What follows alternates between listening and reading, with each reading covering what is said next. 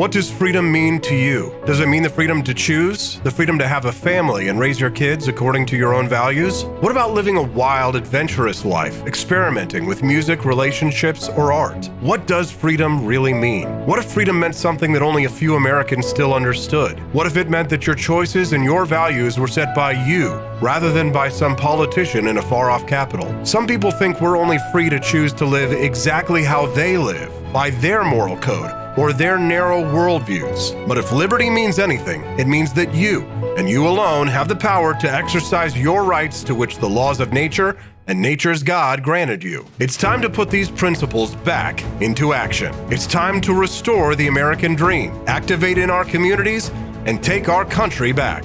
It's time to wake up, America.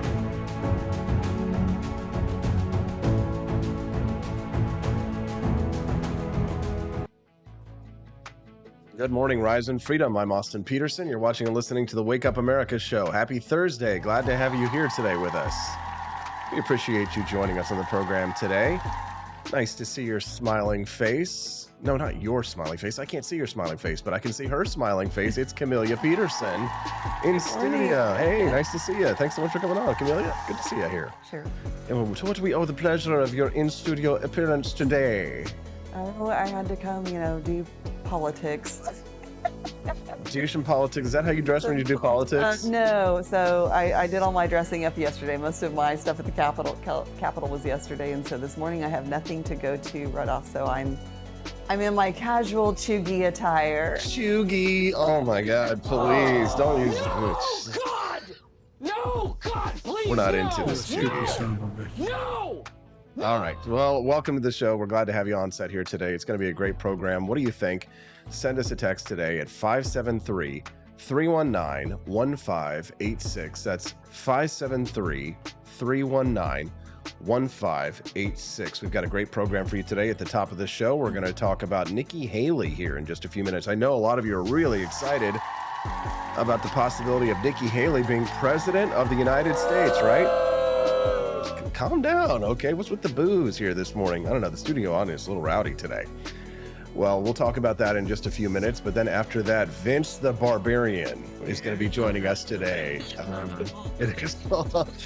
Vince is a young conservative who appeared on a Vice panel. Apparently it was last fall, but it just went viral recently. Really? Okay. Yeah, it happened last fall, and he just slayed every purple hair leftist on that theme. It was a panel of all Asians, and I think there was just, he may have been the only conservative. There was another guy there too, but Vince was kind of the star of the show. He says that perhaps, it would be good if, minorities didn't commit crimes. And they're like, which is kind of weird because you think they would be like, yeah, it would be good if anybody didn't commit crimes, right? But it's almost kind of like, well, what are you trying to say that it's okay for minorities to commit crimes? I'm not sure. We're going to talk about that today. You can text us in today. We want to hear from you, your thoughts on Vince Dao. He'll be joining us not in studio, I'm sorry, but on camera today at 7:30 a.m. Central Time, and we'll play some of those clips here in the next segment in just a few minutes. After that today at 7:50, what did I have in here? I switched everything around. Oh, great places to live for remote workers. Apparently one of them is Joplin. No Did you look? way. Did I you haven't see even this? looked at the list yet. I wanted to be surprised. Okay, well now surprise. There's your surprise. Joplin is one of the best places for remote. that? Wall Street Journal says, and the second greatest place is it's because of the availability of access to high speed internet and the low cost of living. So fast internet, low cost of living, great place to live. So that's kind of the major criteria. Because if you're a remote worker, right, you want to get the most bang for your buck. You need fast internet. And you don't want to have to pay a lot of money for it. So apparently Joplin, where you live, but you don't have fast internet. Well, I do now, but Oh. I'm just outside of Joplin. But I had to do a whole contract and they had to do a build out specifically for me because it didn't come all the way to my property. It was a complicated affair. Gotcha. Okay. Well, we'll talk about that. And then at 8:00, you know what else you need really fast internet for if you're a sexual mother? I would not know. Yeah, sure. Sure, very funny. We're all laughing very much. A mom decided to quit OnlyFans. She was on it for a little while. She was making $4,000 a month, and she decided that lifestyle was no longer for her. So, have you ever thought about getting on OnlyFans, Camelia? No. Why not? No, God! Inside, she's really like this. No, God, please, I know the no! I know all the guys in the audience are like, No!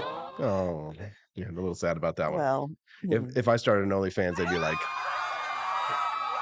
I don't know. You think people want to see my butt? no, I don't know. Come on. You know they do. You know they do. So if somebody sends me $100 super chat today, I might moon the audience. We'll see. Oh my God.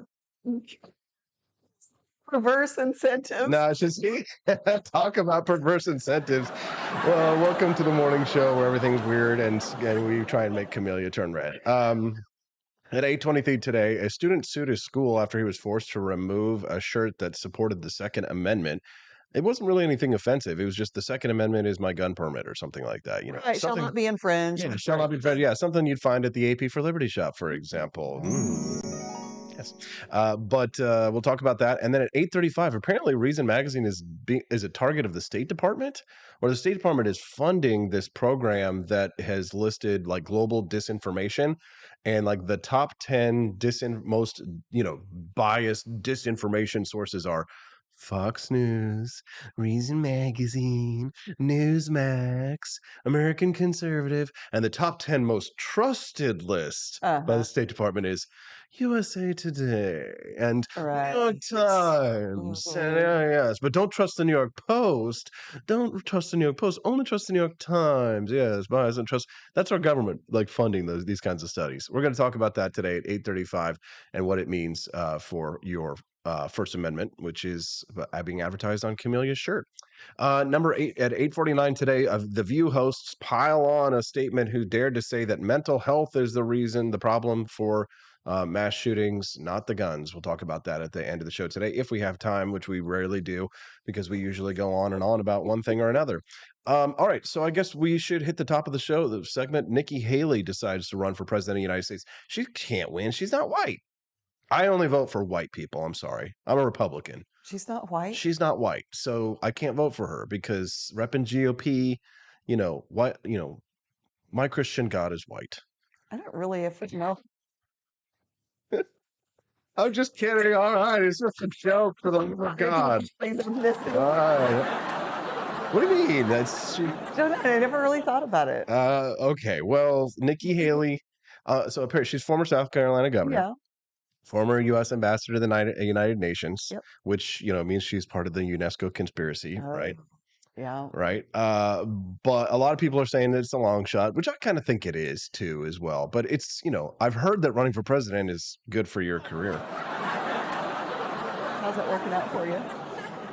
I guess not so good, actually. Actually, it kind of hurts you because if you don't win, if you're somebody in my position, then basically it's kind of like, what do you put on your resume if you're ever trying to get? I can never get a normal job again. It's kind of like what are you gonna do? What's this gap on your resume? What did you say? Oh, like you ran for what? President of what? Like the Sierra Club or like president of the Lions Club in Jefferson City? President of the United States. President of the United States. What? Get out, you freaking weirdo. We're not going to pay you to flip burgers here. I mean, don't all former candidates and politicians go to work in media or lobbying, one or the other? Yeah. But most politicians fail up, not me. Period of time. I don't think she was. Well, he's the one that pointed her to the UN. Was he? Okay. I wasn't sure about that one. I guess he's taken swipes at Nikki Haley because he's running for swipes at everybody. Yeah. Trump is feeling a little bit just, I guess, insecure today. Yeah. I mean, normally he lashes out whenever he feels insecure, but I think that he feels like everybody kind of owes him, Because I think at the same time he can kind of read the writing on the wall. Really? I don't know. We'll see. But I think if Republicans want to lose in 24, they will make Trump their nominee.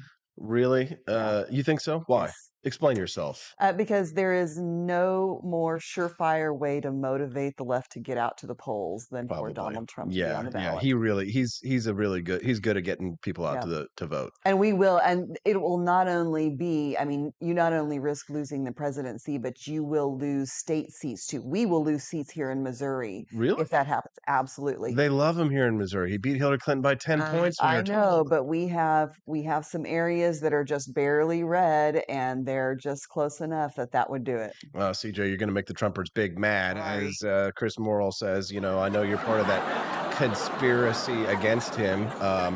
We're going to be talking about all the presidential candidates. I think we should give them all of them a fair shot, and that includes Donald Trump. I think you make good points, and there are good criticism against him. But the fact is that the guy does have a record.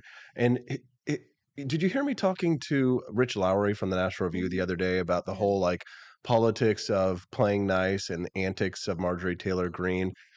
I guess I understand why some of these conservatives have such high standards, but I really think that in many ways they're such hypocrites, because at the end of the day, all of anybody really cares about is a winner, right? I don't know if you've ever seen that movie Patton, but in his speech in the very beginning, he talks about America loves a winner and will not stand a loser. And there's nothing worse than a loser in America.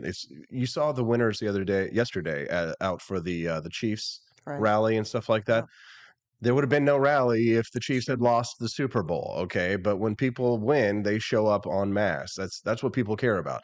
So at the end of the day, if Donald Trump wins the Republican nomination, I see Republicans getting behind him, them doing, what it takes to win and to beat the Democrats, because God bless him, he's better than Joe Biden, unquestionably. Now, I know my libertarian friends are going to say Dave Smith or Spike Cohen, and they're wonderful guys. Right. And I'm sure that 50% of the people on this panel might vote for them. But at the end of the day, the American people are not there right now. We're in a period of, this is our Valley Forge for libertarians. And we're all just, eating onions out of the onion patch and trying to avoid getting syphilis from the local hookers before we go and try to kill some Hessians on Christmas Day. But we're not there yet. And quite frankly, I just don't see. Listen, I like Dave Smith, Spike Cohen. They're fine, but I'm not following them across an icy river in the Delaware to go and kill some Hessians, right? I have much more belief that Donald Trump is going to manage to kill, would bring me back many German scalps and foreskins. Do you think they'll actually run Biden again? Yeah. You think so? Yeah, I think so, because I think that incumbent presidents have enormous power. I mean, because here's the thing. He can promise things. He can actually make promises that he can fulfill. Other people who are angling for that office as Democrats, they can't promise anything. Joe Biden has patronage. He can say, okay, well, if you support me, I will give you this ambassadorship, right? If right.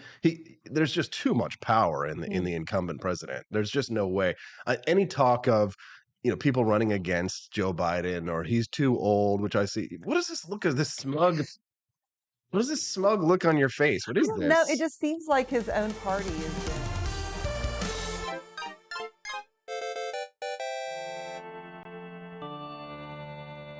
at him already. I accidentally hit the commercial button. Okay, we're back. Sorry about that, guys. My bad. So make your point again. Why you think Joe Biden won't be the nominee?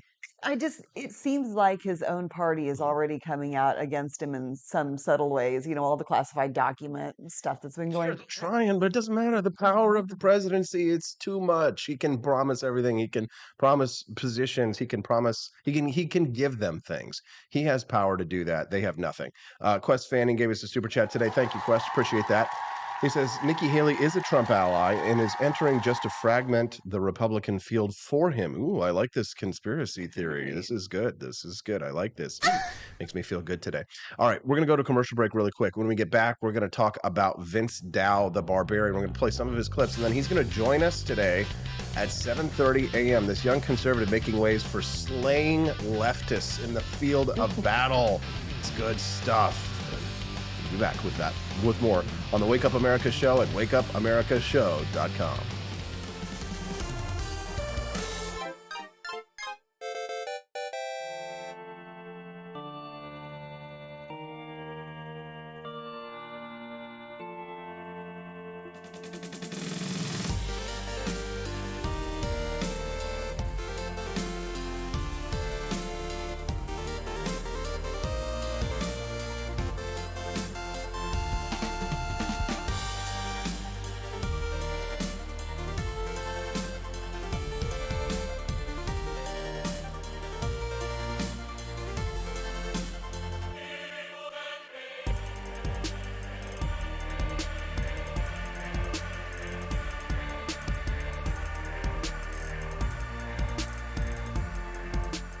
I like shooting things, but whenever I can't shoot something, I like to cut things. My life isn't all about shooting and stabbing and cutting, though. Sometimes I have to do actual work, but when I work, I still like to have fun.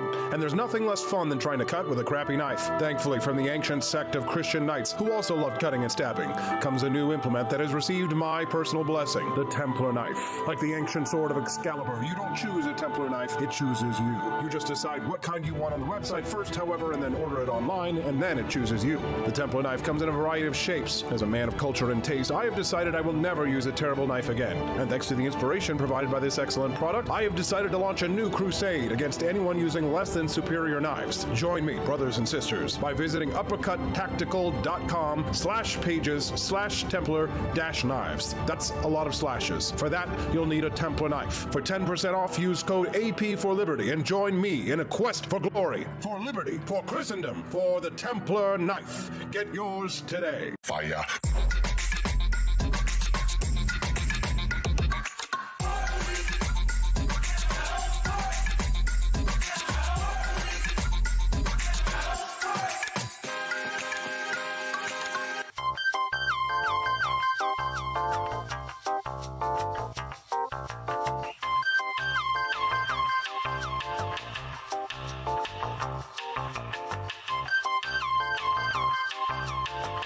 Hello, this is Barack Obama, and let me tell you why Austin Peterson stinks, and you should never pay attention to anything that he has to say. First of all, he's a libertarian, and we all know libertarians are idiots. They don't realize how important government is to everything that we do. I recently became aware that Austin has opened up a libertarian shop at apforlibertyshop.com. Now, I'm asking you as a personal favor to me that you never ever visit apforlibertyshop.com. With all of the great Liberty merchandise there, the last thing that we need to do is to get people spreading this message around the country, because then they might start thinking that they don't need government. And that's the last thing that good Democrats like us want. So if you love democracy, like me, and hate freedom, then don't visit AP for Liberty Shop. Like I said, whatever you do, do not visit apforlibertyshop.com. I'm Barack Obama, and I approve this message.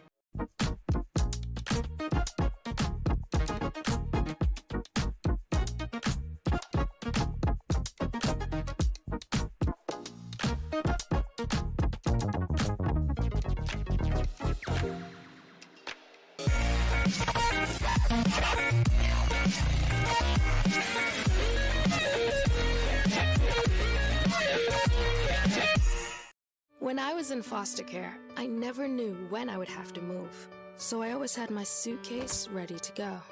Then one day, I was adopted.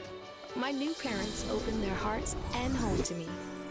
My parents cook my favorite breakfast for me every morning. My parents take me on trips I never thought I would go on. They gave me a home and an even better reason to use that suitcase. My parents aren't perfect, but they're perfect for me.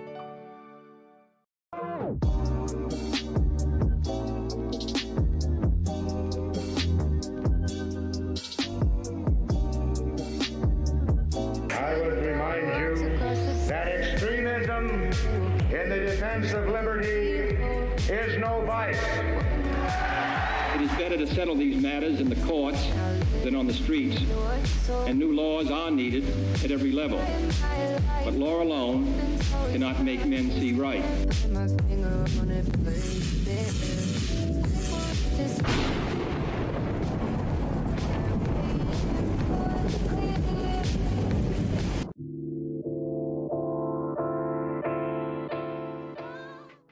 Good morning, Rise and Freedom. I'm Austin Peterson. You're watching and listening to the Wake Up America show at wakeupAmericaShow.com. Happy Thursday. We're glad to have you all in here today. Joining us live in studio, are we lucky to have Camelia Peterson in here. Nice to see you, CJ. Good morning. How are you feeling today? Good. Good. Thanks so much for joining us here. We're excited to have Vince Dao, young conservative activist, will be joining us here at 7:30 this morning. We're going to flip over to our Twitter weirdness panel so we can take a listen and react to some of the greatest hits of this young man. We can ask him about those when he joins us here in just a few minutes, but let's play this very first clip before we get started. Typically, it is true that Asians, right, on average, make more money, in terms of medium, make more money, better test scores, get into better colleges, all that stuff. I think the question is, why is that? And I don't know, model minority, whatever that label wants to mean. That's actually a myth because we cannot be... Well, no, listen. Well, let me finish my point. We need to observe what makes people successful and unsuccessful. And I think when you look at trends that are generally true in the Asian community, not of everyone, but are generally true, usually you have families that are sticking together. You have, people... You can't see this, Camellia, but as this kid is watching him, he's like shaking his head. He says, families that are sticking together. He's like, nah. You have families that are sticking together. You have, people are taught to work hard in school, not get into trouble. I think that translates to why Asians en masse are successful. And work hard, stay out of trouble, stay in school. And this kid, the best part is the young man in front of him who's like, what are you trying to say there? What the hell is that? How are you disagreeing with this? Right. Yeah. Why would you want to think that it's, a good thing to be the opposite of that? Right. Don't stay in school. Don't have your family stay together. Right. And I don't get it. All right. Let's continue. I don't think you have to be Asian or white for that matter to not have kids out of wedlock, not, commit crime, not cause trouble or whatever happening? It is. It just... Wait, is that the purple-haired chick? Yeah. Don't have kids out of wedlock. What is happening? It's like these people have never heard this point of view before, that maybe it's a good idea to have kids in wedlock and, have your family stay together and get good grades. Novel idea. Are these people stupid, Camellia, or are they evil? Well, I noticed that Vince is the only one using a phrase like en masse. Very funny, very funny. All right. Just a matter of common sense. That's what makes people successful. Yes. Yes. Statistically.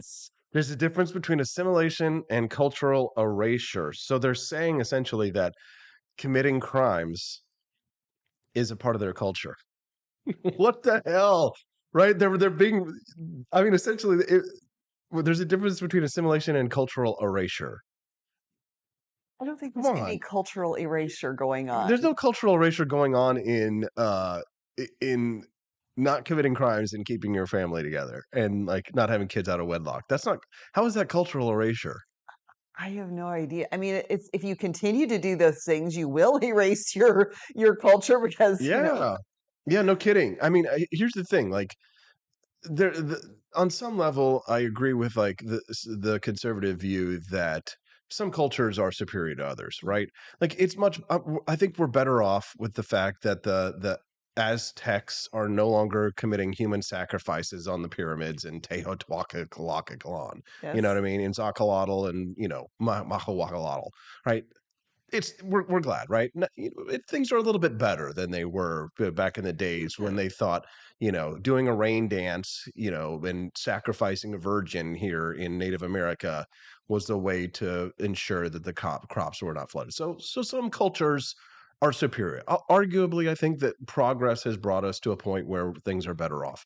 Sure. Cultural erasure. I guess if you're talking about some of those cultures, for example, right? So in some sense, I guess I could agree with, she says there's a difference between assimilation and cultural erasure.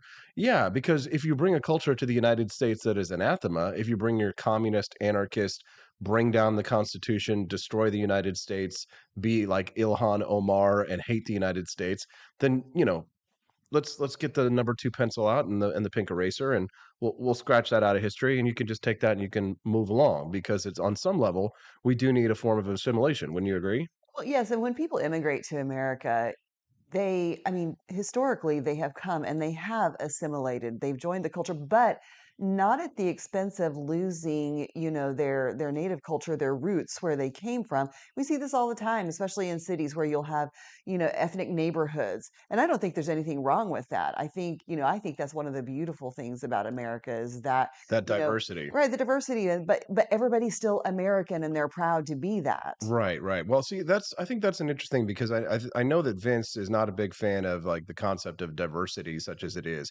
but we're going to have to get his take on this one. We're going to go to a commercial break. When we get back, we'll talk to the man himself. We can ask him those questions on the Wake Up America show at wakeupamericashow.com. Want an engaging website to boost your business? You're just a click away from 5-star Fiverr talent. Hundreds of freelancer skills like web design. Head to Fiverr.com today and get something started. American conservatism is distinct, like America is distinct from the United Kingdom. American conservatism's roots comes out of the Wild West, out of pioneerism. The difference between American conservatives and European conservatives is that Americans are cowboys. We are that God, guns, gold, and girls. It's wild here. And we should stay that way. We shouldn't allow a European version of conservatism to come and infect us here. We like it wide open spaces here, you know, deep in the heart of Texas and all that.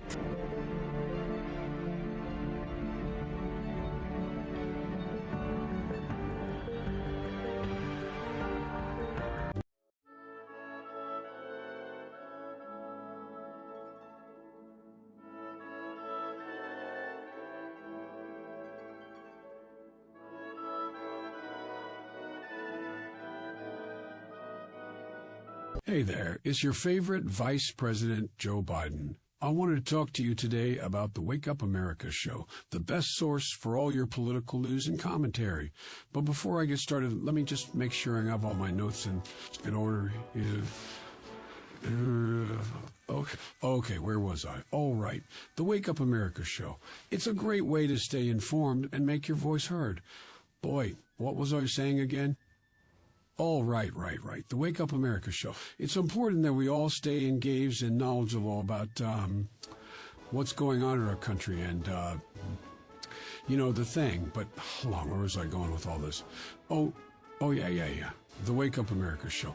It's a fantastic resource. And if you really want to make a difference, man, you can sign up to be a monthly donor at wakeupAmericaShow.com/support. Now, where was I? Oh, that's right, the Wake Up America show. So if you want to stay woke and support a great cause, head on over to wakeupAmericaShow.com/support and sign up to be a monthly donor today. And if you're feeling generous, you can even give a donation in my name. Thanks for listening, and keep on keeping on, America. Come on, man.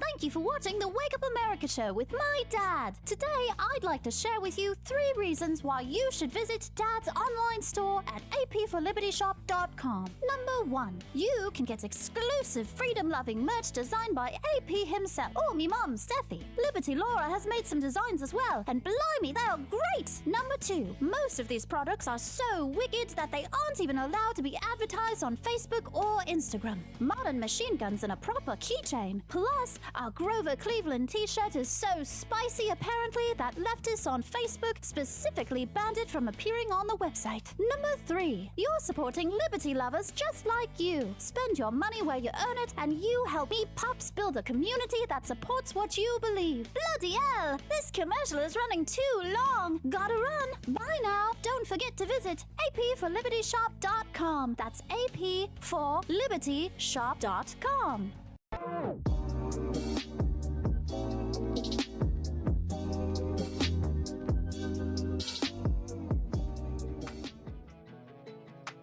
Good morning, Rise and Freedom. I'm Austin Peterson. You're watching and listening to the Wake Up America show at wakeupAmericaShow.com. I'm still joined in studio by my lovely friend, Camellia Peterson. Hi, CJ.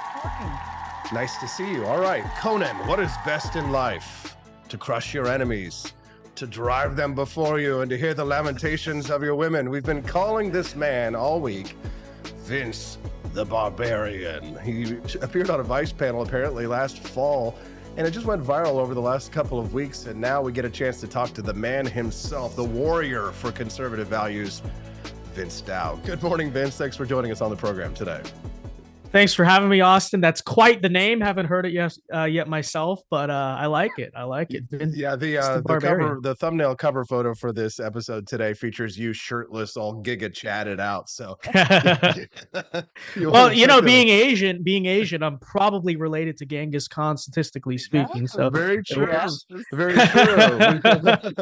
Well, we're going to talk about things like families and the nuclear family. I'm not sure if Genghis Khan was a believer in the nuclear family, but you certainly are, Vince. I guess the big question that I have for you, starting off there, was: were you surprised that you essentially got the people, the leftists on this panel, to admit that committing crimes was part of their cultural value set? I can't say I was surprised. It just kind of is what it is, right? You can definitely tell these aren't people who have specifically thought their ideas through a lot, which is interesting because a lot of them came from Ivy League schools. They graduated from Ivy League schools and all that. But, I kind of had to expect that within the first 5 minutes of interacting with these people, just how nuts and lunatic they were. From the minute I basically just said that, like, well, I don't know if I like the hyphenated American thing because I think we should call ourselves American. And they went crazy. Not even in terms of like, oh, I don't know, but this or that. It was just like they're totally pissed at this take. And then I also said, well, if you want society to hold together in a multi-ethnic, diverse society, which is what America is, then shouldn't we somehow have some type of common belief or value, something like not even super radical take, in my opinion. And they went crazy. And at that moment, I knew, like, yeah, this stuff was going to come up. The moment I said don't commit crime, they were going to say that was ethnic erasure or something. I don't know. No kidding. That's interesting. If you have a question for Vince while he's on the panel with us today, you can send us a text at 573-319-1586. That's 573-319-1586. We'd love to hear from our listeners. You can also send them in the form of a super chat over on YouTube, and make sure you click like on that stream to help us get the message out to more people. So in the question of, not being a hyphenated American, just being an American, not an Asian American, not an African American, not whatever you would decide to choose. The problem is, I guess the question is that we are so, thickly identified with our ethnic heritage in this country. And some ethnicities are sort of allowed to and encouraged to practice that, while others are not. The other day, a young conservative by the name of Adam Coleman sent me this tweet that he posted. He says 74% of Black Americans see their race as very to extremely important to their identity. And he says, Republicans, it doesn't help you to tell Black people to change this while trying to get their vote. We're capable of being proud of being Black and American. I imagine you must disagree with that.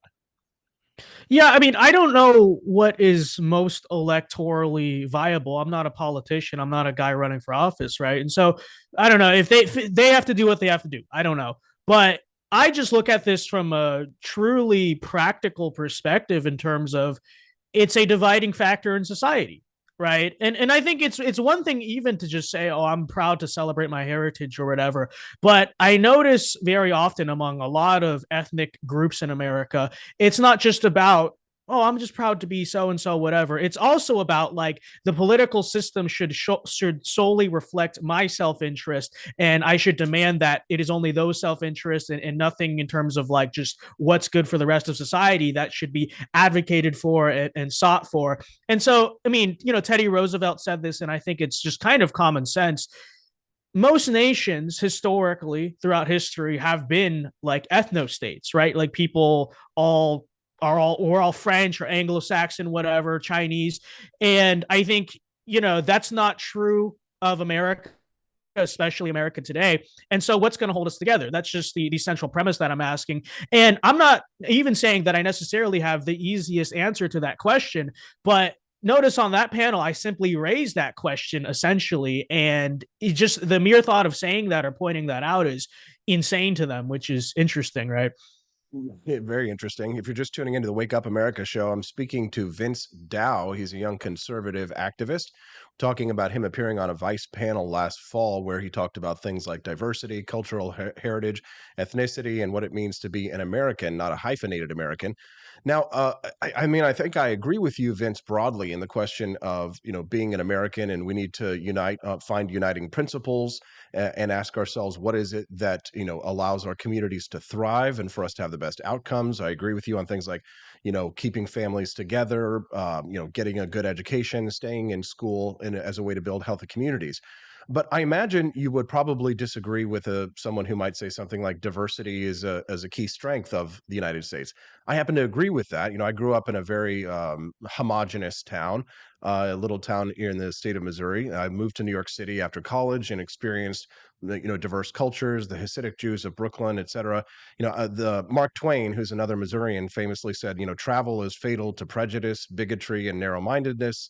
And many of our people need it sorely on these accounts. He says that broad, wholesome, charitable views of men and things cannot be acquired by vegetating in one little corner of the earth all one's lifetime. There is something to be said in favor of positive diversity in the United States culturally, isn't there?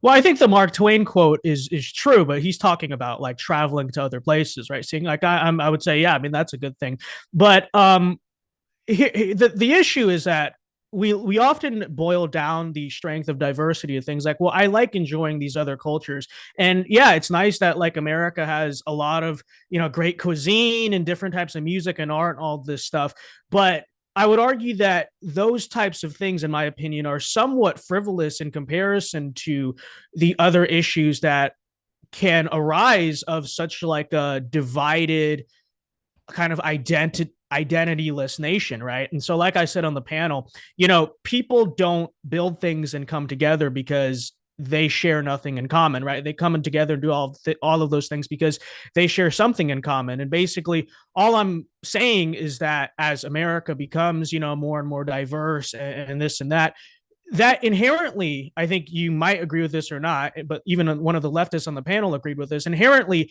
it is much harder, it is much more difficult to govern and hold together a diverse society as compared to a more homogenous one, right? And so I think that's something we should consider before we say, and I'm not saying to throw anyone who's legally here out of America, but what I'm saying is as we consider like the next few decades, how we structure things like immigration system and how we maybe approach the concept of American identity, we have to kind of keep this central idea in mind that like diversity is not our strength, rather it's unity that our strength, right? And that's kind of my belief on that. And I think you can see this in terms of the social trust and stuff like that. My guest is making facial expressions like she wants to say something. Go ahead, Camelia.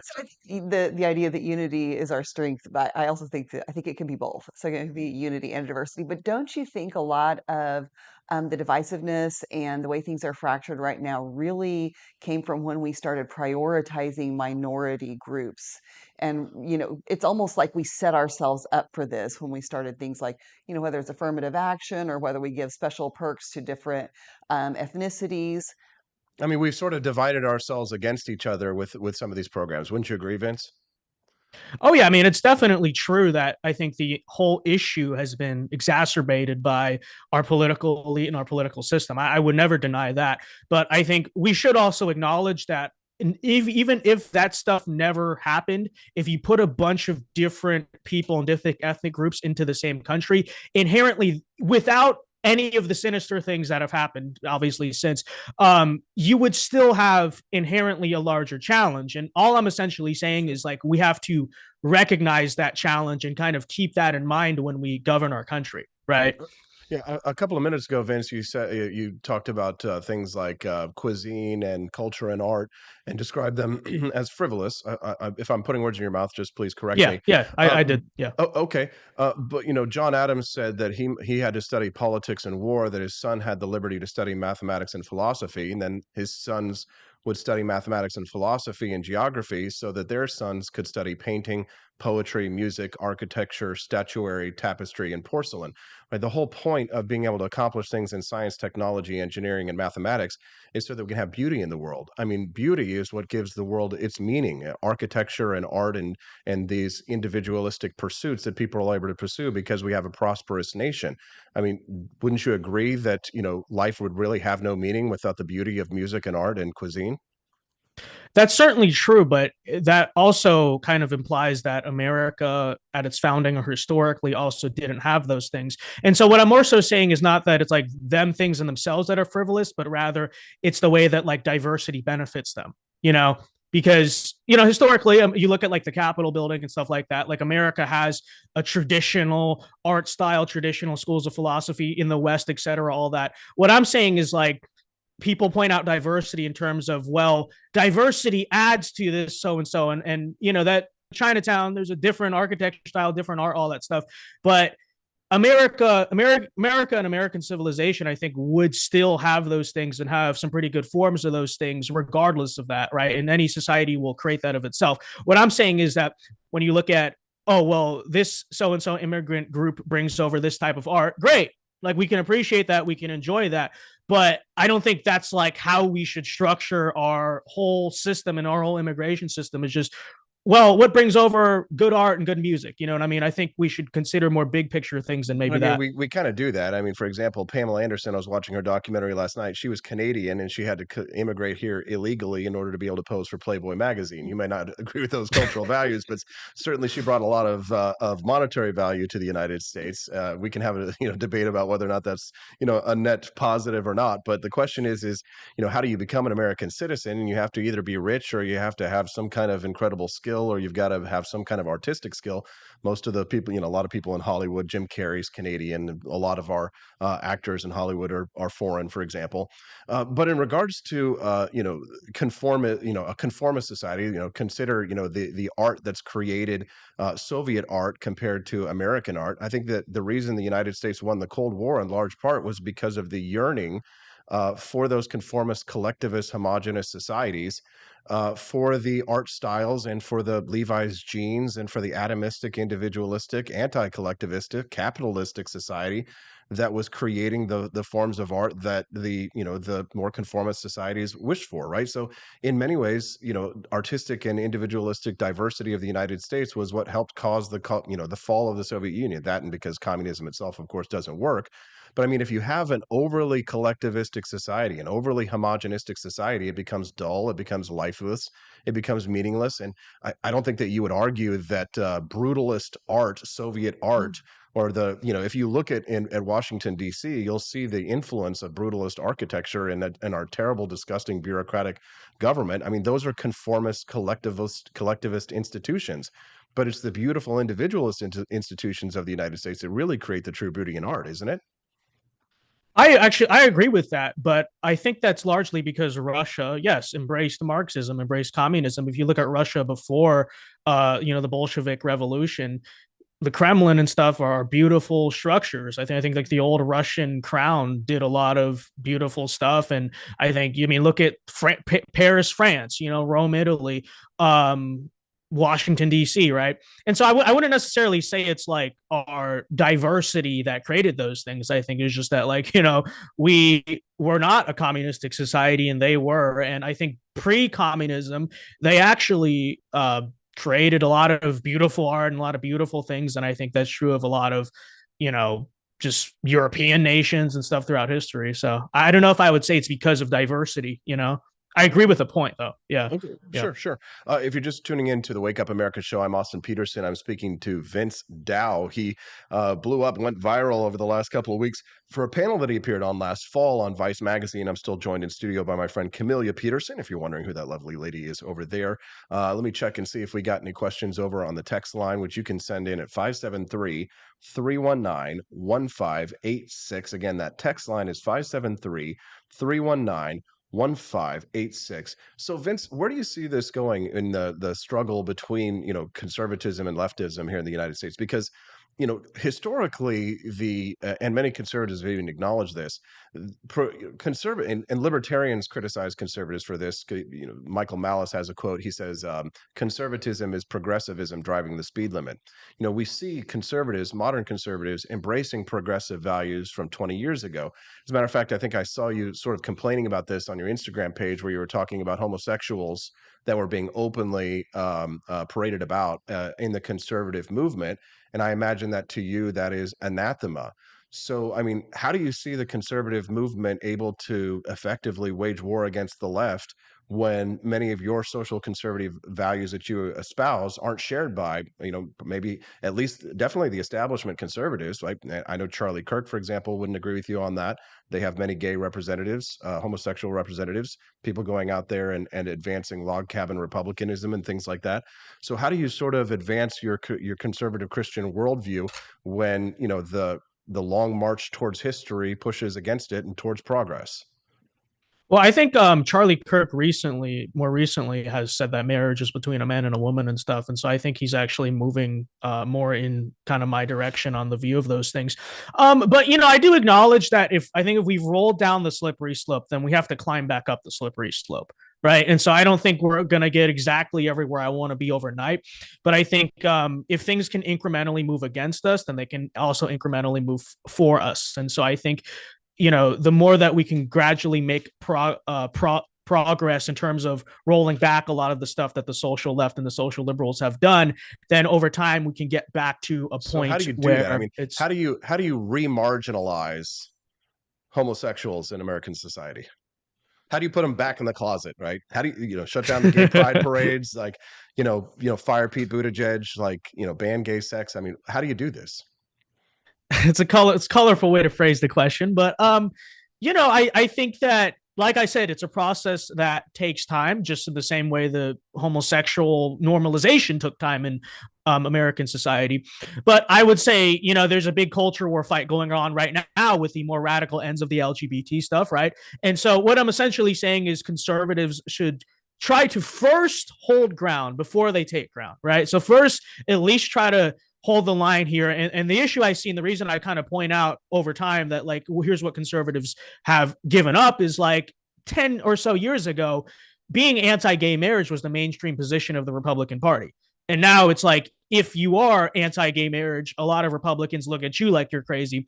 And so I point that out in order to say, you can't keep doing this, because 10 years from now and 10 years after that, if that same mentality, that same trends continue, how long before we have, like, Republican drag queen story hour and stuff? And so, like, I don't think there's an easy answer. It's hard when you don't have any of the cultural power, any of the cultural institutions, which is why we need to focus on it, taking those things back and whatnot. But I think that, over time, if we can fight back, eventually more and more things become normalized over time. I mean, look at, like, Roe v. Wade, for instance. Ever since then, what have you seen? More aggressive abortion policies by the right. I would argue, you might disagree, I would argue the Overton window has shifted right on the abortion issue in America simply because of the result of that I would agree. court ruling. And so I think, it's a gradual process. And I will say, I think there's a lot of conservatives who are not patient enough to recognize that. And so they kind of have this hyperfixation. Everything bad that you see, it's like, we have to go all at it at once. And it's like, well, if this is like culture war, then you got to treat it like war, right? You have to take ground back incrementally. You don't go for the enemy's capital when you can't reach the enemy's capital yet. So, well, actually, I think Genghis Khan did do that when he had to cross the desert and fake them out. So there are ways using deception. Well, he was just Genghis Khan. Yeah. Right. Okay. Well, we can use deception too. Yeah, for sure. Hey, Vince, you make a lot of really great and convincing arguments. I consider myself a pro-life libertarian. While I'm very socially liberal, I do believe in the intrinsic value of human life. And I also agree with your concept and arguments of assimilation, while still believing that there can be a balance between, like, the concept of diversity and individualism, where you find these extremes between them of a collectivistic society like the Soviet Union, which we don't want to emulate in many ways. But I guess you do make some very strong points, and I'll have to reconsider some of my things that you said today, because I think I certainly hadn't heard them argued in such a way. But I appreciate your points of view, Vince. You are certainly a warrior for your cause, and we salute you. Thank you very much for your time today. We appreciate you. Yeah, thank you for having me. Thank you very much. That's Vince Dao. You can follow him at Vince Dao Media over on Twitter. We follow him over there. And of course, if you like what you see today, make sure that you send us a text or a super chat. We appreciate you very much. What do you think of that, Camelia? I think it's good. I think that one of the things when he was talking at the end that I thought about was that's part of what it's part of what makes the American experiment an experiment. It's not just that it's the experiment of democracy or a representative republic. It is the diversity itself is the experiment and that individualistic spirit, and there's going to always be that tension in that push and pull. And I think that's the real challenge, is that we have a tendency to go all the way to one side or the other. And I think the risk in some of what he's talking about is swinging that pendulum back the other way, because we don't necessarily want to go back all the way the other way. It's funny because it's like when we hear arguments like these, and then we hear arguments from the left, you'll almost want to feel like you're a centrist in a way, right? But we're not.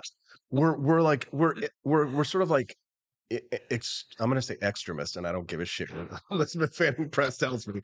I'm going to say extremist because I know it's extremist and I know it's going to drive you nuts. But I'm an extremist centrist, but not a centrist like an extremist liberal in the sense like extreme laissez-faire, extreme liberalism, not socialism, not like, and I don't think that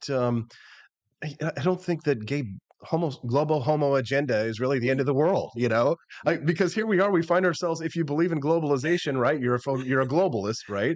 And if you're not turned off by homosexuals getting married and having sex, then you're a homo, right? So you're for the global homo agenda, right? Which is against what Vince Dao is saying. He wasn't making a very convincing argument at the very end about like turning the ship around or climbing up a slope. It's a very slippery slope. The whole, did you like the way that I phrased the question? How do we remarginalize the homosexuals? Bring them back to the club. And to be fair, to his credit, he caught that. He was like, "Well, that's a colorful way to put it." Yeah, it's never going to happen. It's not going to happen, right? It's Pandora's box. Things are open, and you're going to have to deal with it, right? Now, there is a blunting effect that occurs as you are continuing forward. I mean, it's, the conservative view is to stand with your feet athwart history, shouting, "Stop." Right, don't go, and to slow down perhaps certain progress, but progress will be made. Progress must be made. Capitalism itself as a disruptive process will disrupt our way of life, right? It's happening every day in multiple ways. There's a revolution occurring. They said it every 10 years, but now that the digital revolution is here, I sort of feel like we're having a revolution, at least technologically and capitalistically, almost every 6 months. It feels like things are changing, and right. Yeah, it's fast, very fast. I was trying to talk to Jeremy Cady yesterday off camera about the AI revolution that's going on right now. He's like, I should look into that, and I'm like, man, you're already behind. It's like 6 weeks ago you should have been getting on top of all this kind of stuff. I mean, there's so much going on that I feel like the conservative view is always to kind of be looking backwards. Right. That's why when we say, the whole view of make America great again is to look towards some idealized past that never existed. Well, I was recently told that really all I want to do is tear down institutions. Right. The thing is, that's not entirely untrue.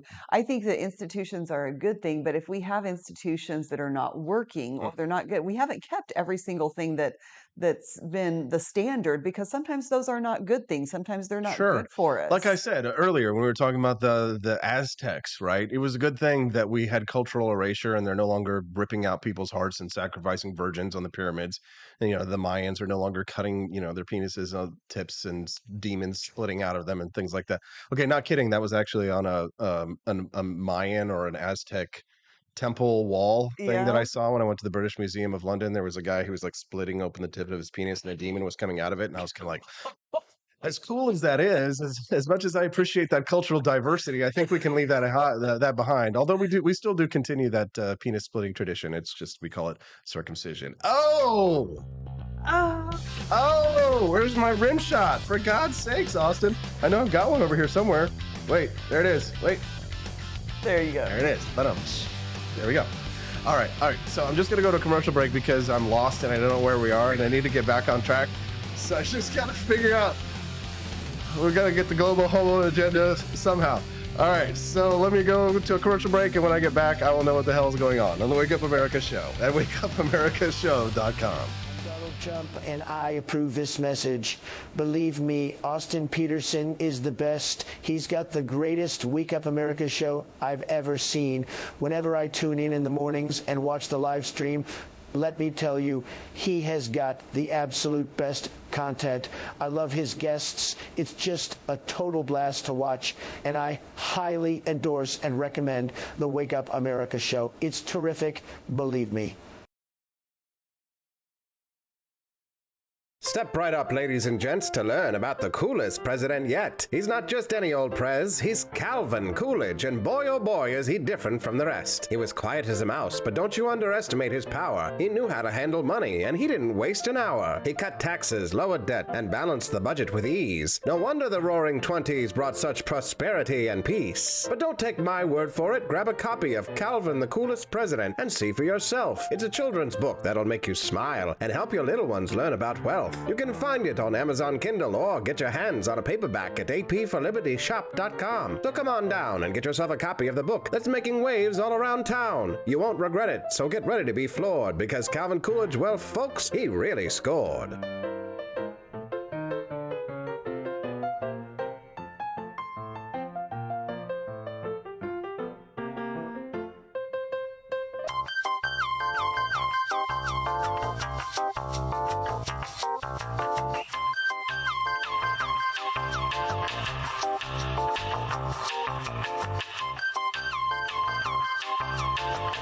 I'm a public defender. I am a public defender. I'm proud to be a public defender. 80% of Americans accused of a crime will get appointed a public defender. Everybody from a speeding ticket to capital murder. For every dollar we spend on public defenders, we spend $3 on prosecutors. Public defenders have to do pretty much everything on their own. Social workers, counselors. Investigating is another piece of it. The average public defender holds 300 cases annually. You never feel like there's enough time. Public defenders have health issues all the time. A lot of people give up and say, I can't do this work anymore. Gideon's Promise trains, mentors, and supports public defenders.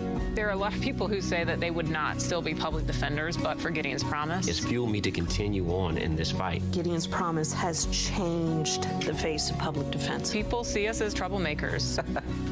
Good trouble only. We don't make it easy. It should not be easy to take away someone's liberty.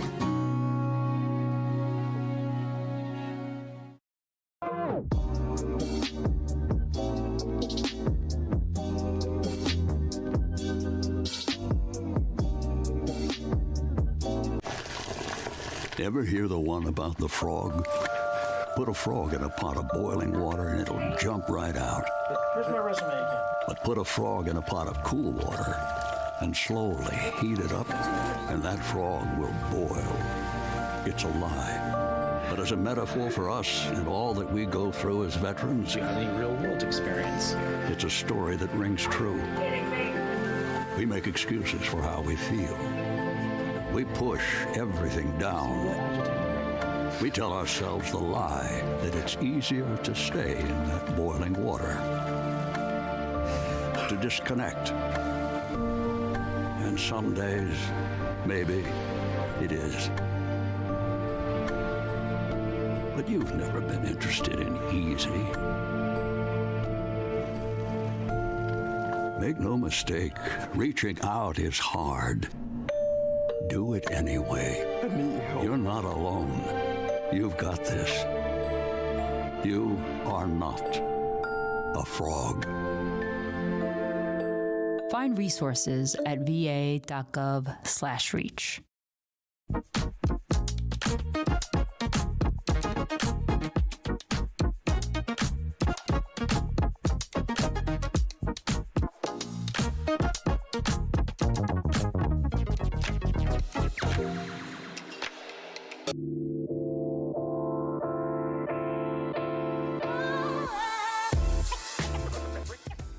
Good morning, Rise and Freedom. I'm Austin Peterson. You're watching and listening to the Wake Up America show at wakeupAmericaShow.com. Boy, that was a great interview with Vince. Wasn't that fun? That was good. I love these kinds of discussions because, when you talk to young conservatives like that, they're not like young liberals. They're not brainless, right? He's got a brain in his head. And to be that young and to know that much about history and culture and art and politics, I wish I was that smart at that age. Me too. Yeah, me too, honestly. There's something to be learned, and I know that people don't like to hear you say this. There's something to be learned from both sides, to a certain extent, right? The liberalism and the freedom and the individualism that comes from a more liberal worldview, and the structure and the stability and the tradition and values of conservatism. Yeah, when you take the best of both worlds, what do you get? Libertarians. Right? So I think that it's really important for people like Vince to not, it's good for them to be firm in what they believe. You should always, like, when you believe something, have your convictions. That's right. Yeah. And but like Emerson said, be able to change your mind tomorrow and stand strong in that too. Because you tweeted yesterday, I saw something about what's something you've changed your mind on or that you've changed your point of view on. Yeah. It's so important to be able to do that. Yeah, so next week I'm going to be in Maryland doing a debate with a young, national conservative groyper, really type. I would say groyper. Groypers are more the underclass of NatCons. And so I'm preparing the discussion about this. And I think I'm going to start the speech by talking about changing your mind, because I think that there are going to be people who are going to go in there who've already decided that I'm wrong and need to be destroyed. So I just kind of I think I'll open up my 5 minutes intro with saying, consider the possibility that of changing your mind today and having an open mind and being able to do so, because the reason why I thought about that is because I asked Judge Napolitano yesterday, would aliens disprove religion? I didn't say would aliens disprove God. I said would aliens disprove religion? And he said, I don't think so. But people frequently correlate religion with God. And I think that that's a mistake, because organized religion doesn't necessarily have anything to do with what's the word I'm looking for? Not the metaphysical, but the sort of the epistemological question of whether or not there is a God, or the literal question of the existence of God. I asked, would it disprove religion one or another? And somebody said, no, it would only confirm everything that I have already believed. That's what their response was to that. And I go, so let me ask you a question. If something came along that completely disproved everything you believed, what would you think of that? Well, they would say, well, if something came along that disproved everything that I believed, that would only confirm everything I already believe. Because that is how the human brain works. We are all confirming our biases, even myself, right? Sure. Confirming my biases. Changing your mind is one of the hardest things to do, right? To see that you are wrong about something. What were you wrong about, by the way? Oh, well, a couple of the things I put in there were things like drug legalization, the death penalty. And part of that, I think, comes with, and especially when it came to religion, several years ago, that's really, really difficult, especially, when you have these beliefs, whether it's, conservative values that include, the death penalty and, legislating morality, those kinds of things. It can be it's a big deal to break out of that. And it's very difficult. And I remember, and especially when you're talking about something that is as fundamental to your upbringing, if you've been raised that way as religion is, that's even more difficult because, you risk a lot of social stigma along with that. Big time. And, everybody wants to, you want to feel like that you know what you think, or that there is truth to be had. So I think the hardest part is being able to say that we don't know. Yeah, we've had this conversation privately, and maybe we'll talk about it publicly. And I wonder what your thought is. And it's sort of an elitist mindset. But do you think that we need to just kind of let people have their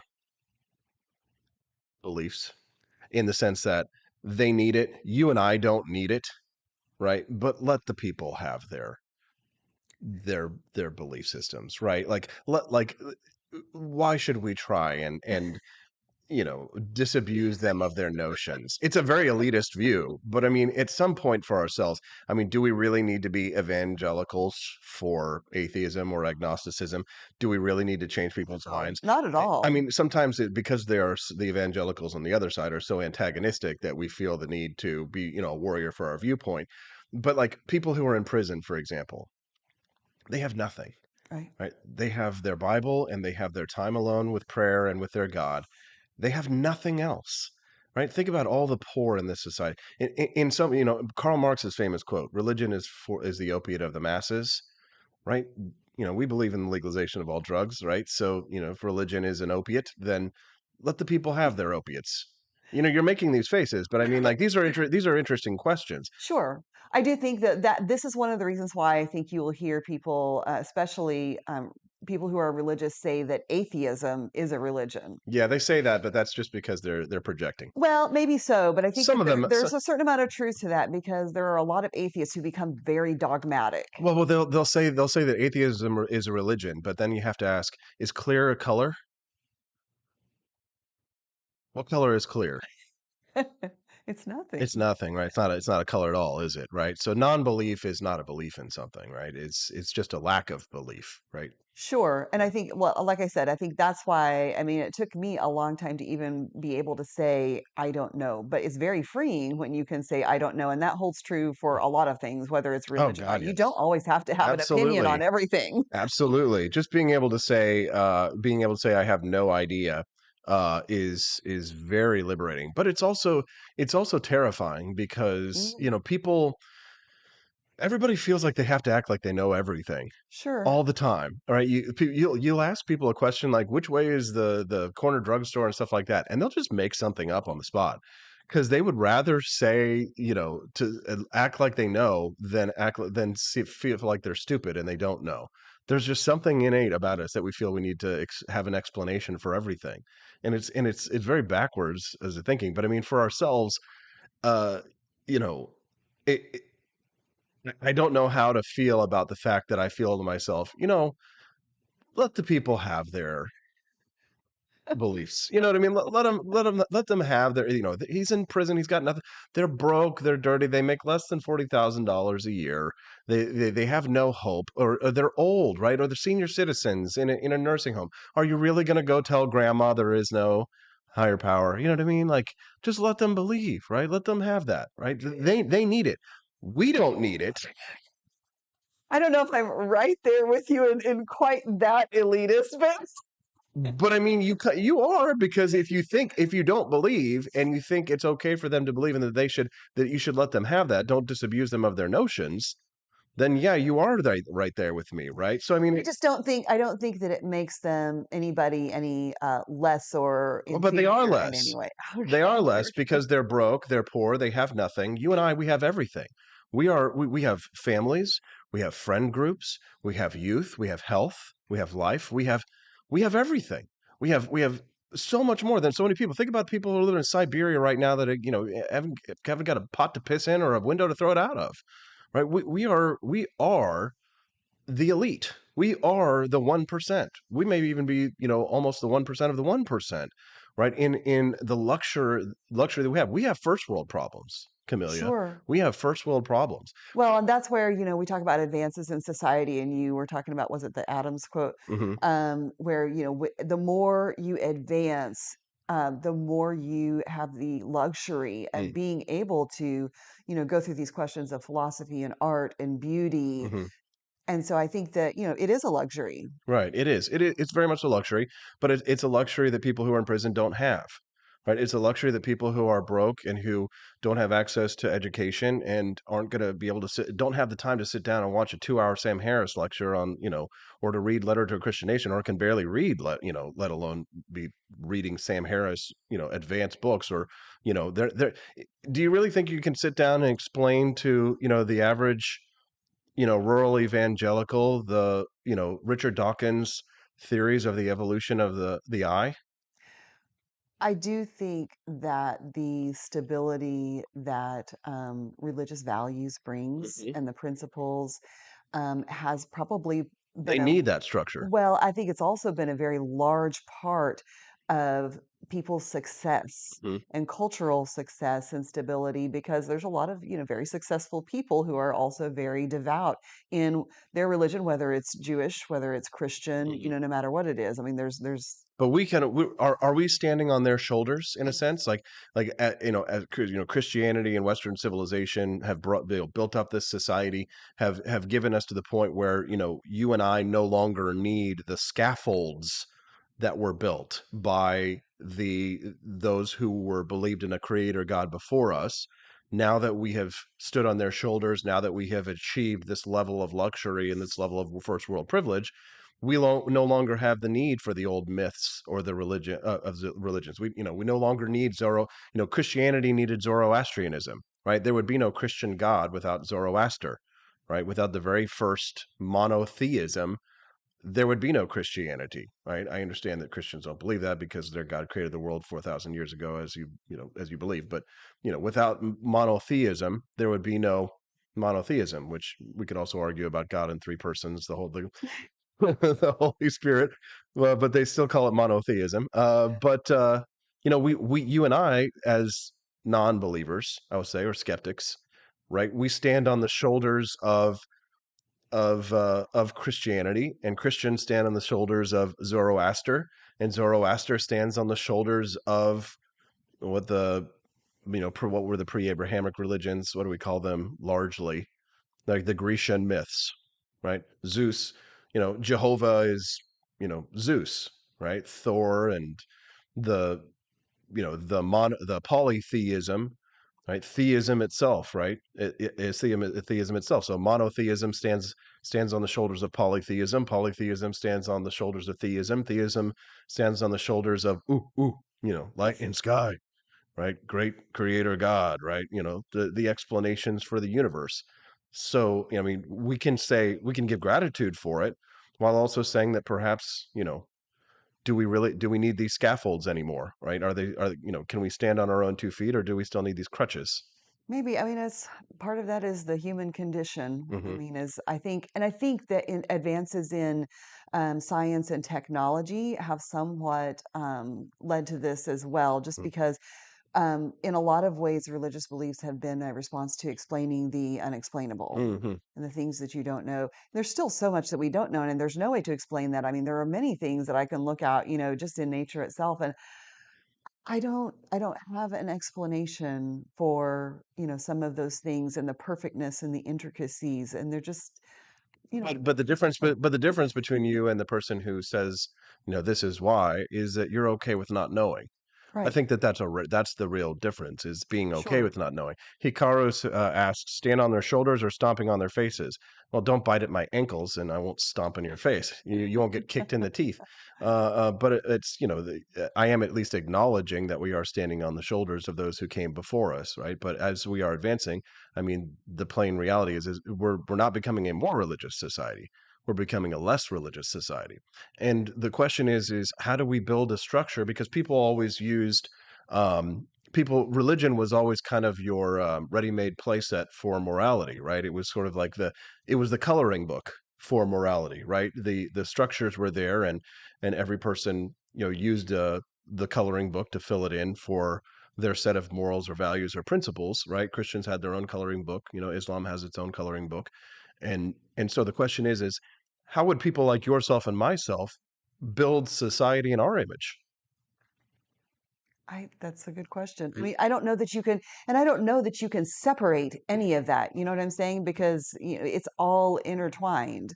So I'm not sure that you can just separate it and say. But I do think that's the challenge in how we go forward, because we've talked a lot before about how that there are Christian beliefs, religious beliefs, because there's a lot of Eastern religions too that have a lot of very good fundamental principles that make people better, and Shinto. right, those things bring stability, and they bring moral value and structure to our society, and we are better off with those things.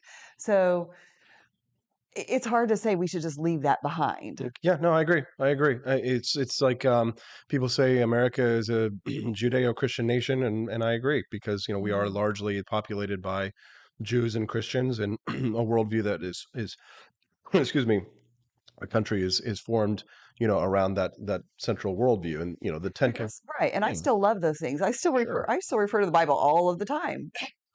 too. Me too. I quote the Bible quite frequently. In order, don't cast your pearls before swine, for example, would be one of my favorite quotes for sure. If you're just tuning into the Wake Up America show, I'm Austin Peterson. I'm speaking to my friend Camelia Peterson, and we are not related, but our last names are spelled differently. I can see that it's caused quite a stir, this conversation over the live stream. Don't look. It's distressing.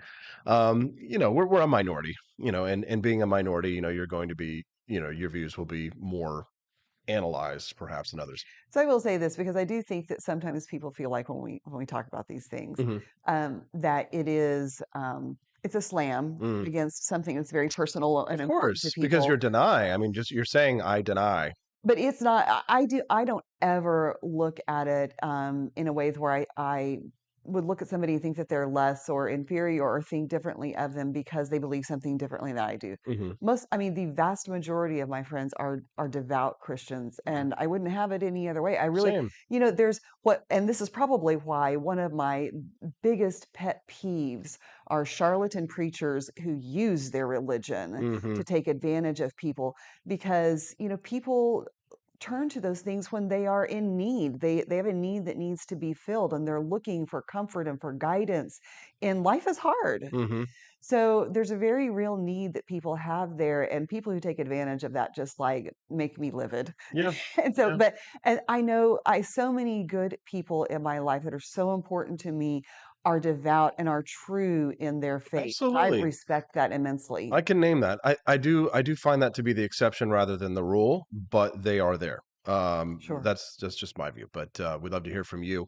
Again, you can text in the show today at 573-319-1586. All of my Christian friends, all of my libertarian Christian friends, all have that kind of a view, things like that. But then there's a political angle to religion now. I mean, that's the reason why Andrew Tate joined Islam. Andrew Tate didn't join Islam because he wanted, and stop banging prostitutes. He didn't join Islam and stop drinking alcohol. He didn't join Islam and become devout and demand that the women that he sleeps with wear burqas.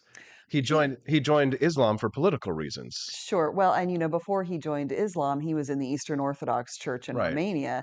So in some ways, I think that he has an internal conflict going on where, he wants to be individualistic and he wants to do all of these things, but yet there's a part of him that's still looking for that structure and that authoritarianism in his life. For sure. And religion does, if you choose to interpret it that way, religion does provide that authoritarian view that you can adhere to as an excuse to point to and say, well, here it is. Not to say that atheists don't do the same thing, because atheistic communism, of course, killed 50 million people in Soviet Russia and another 50 million perhaps in China. So definitely something that, can be abused on either side of the notion, which is why I consider myself agnostic, which is just simply, I don't know, right? I don't actively believe, but I also can't say for certain because I don't have any evidence to prove, either way. Although I will say probably one of the more important books that you could read if you kind of want to understand, how I could conceptualize a worldview without a creator, is the Blind Watchmaker, which is you can find a summary of it online, and there are YouTube videos if that's how you kind of like to learn things. Although the book itself is fantastic, and the reason why people sort of have this concept of a creator God is largely imagine if you were to come across a watch. You've heard this before? I have read some of this, yes. So if you were to come across a watch in a field, and everything works perfectly with the watch, if you were to remove any single part of the watch, any part of the moving parts, it would cease to work anymore. Right. So the argument that has been made for centuries is that there must have been a creator God, because any part of the human body, if it no longer existed, except for the foreskin, that would be removed, then it would no longer function, right? So we must have been formed fully whole as humans, rather than to go through evolutionary stages of evolution to get to where we are today, because we wouldn't have been able to, how did the liver form? You know what I mean? Like over a various stage. And the perfect example that Dawkins uses in this book, The Blind Watchmaker, is the human eye. So it's such an intricate, optical lens which allows us to see, it must have been created because it couldn't have existed in lower stages.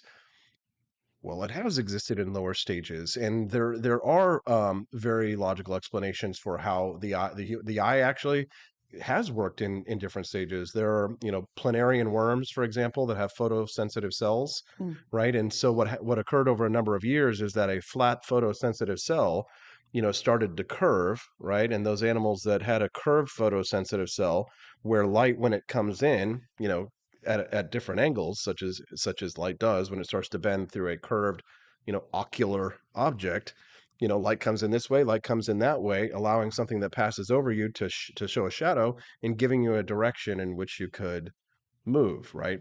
So the blind watchmaker argument doesn't hold water, because if you were to go back in a series of stages over time, humans could have evolved. It's even the most complex of organs and systems that we have in a series of stages based on this concept of the very early beginnings of the human eye is a perfect example to look at, right? So that, a photosensitive cell, which started to curve, and of course, a worm being in the water, that cell filled with water until such a time as a bit of goo on the top of it formed in the shape of a lens, and those animals, of course, continued to breed. And it's a fascinating argument discussion, and there's a video explanation of it where he goes, actually, when he was teaching at Oxford, where he goes through stages of evolution for different animals and shows how they built up over time, because it was a long time in the period where people said there's a missing link, all right, the missing Sure, link, right. but there isn't a missing link. They So found it. So when we advance enough that Lucy. we can, that we can time travel, then we can maybe prove or disprove some of this. Yes, yes. A.L. Wild with a great comment says, evolution, the answer to how, not the answer to why. And that there really is for science and philosophy, different views, right? Right. One's political science, one is a hard science, and then what's the other type of science? Social science, right? Philosophy versus science. So it's philosophy is not a science. All right. So I think we've really gone on a tangent here. You want to talk about OnlyFans? Mom being on OnlyFans? We haven't even gotten to that. What in the world did we get off of that? I don't know. I wonder if the people enjoyed the discussion this morning that we're having right now. It's a little bit, high-minded perhaps, but I think that, these are the kinds of discussions that matter. And frankly, I'm no longer in conservative talk radio, so I don't have to bring the IQ points down 120 points. Well, I did see somebody the other day comment in the chat that they appreciated that you did not have to self-censor so much now. Yes, that is one of the nice things, is that I can talk about the issues that I want to talk about. I don't have to pretend like I like people when I don't, right? I don't, I can just enjoy being myself 100%. And that's the nice thing about the Wake Up America show. It does rub people the wrong way sometimes. And I think sometimes it does hurt my sort of marketability in a larger sense, that I'm not more agreeable, but, We're not everybody's cup of tea. Exactly, right. Okay, so let's talk about some sexy stuff. All right. I'm a mom who earned $4,000 a month. We're switching topics. I'm a mom who earned $4,000 a month on OnlyFans. Here's why I quit. This is an immoral topic. This is immoral. I'm a mom of two who started an OnlyFans account after my marriage ended for extra income. I was making $4,000 a month. God, would you do it for $4,000 a month, Camellia? No. Well, how much would it cost? No. Come on now. All right. $18,000, $20,000 a month. No. Think about the financial security you could provide for your children, right? You could pay for their entire college degrees. No more worries about health insurance. They can have cars. You can do whatever you want. $150,000 a month. You can't buy me love or mental health. Boo! She says she stopped because she feared her photos being leaked at her kids' school.